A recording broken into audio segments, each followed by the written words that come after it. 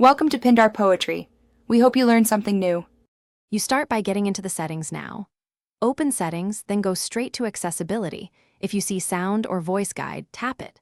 Once there, scan the top options for a voice guide or talkback toggle. That's the control you need. If you do not find it immediately, use the settings search bar and type voice or talkback so you don't waste time.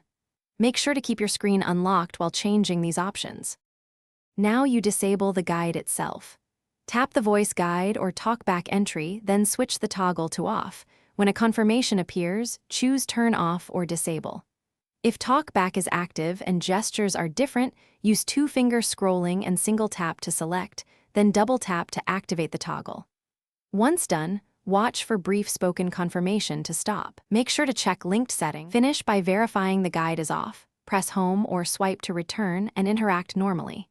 If speech persists, restart the device. A reboot often clears lingering services. Make sure third-party apps with accessibility features are closed and check for system updates that may fix bugs. If nothing changes, reset accessibility settings to defaults. Note this removes custom gestures. Use it only as a last resort. If problems continue, contact support with your model and OS version.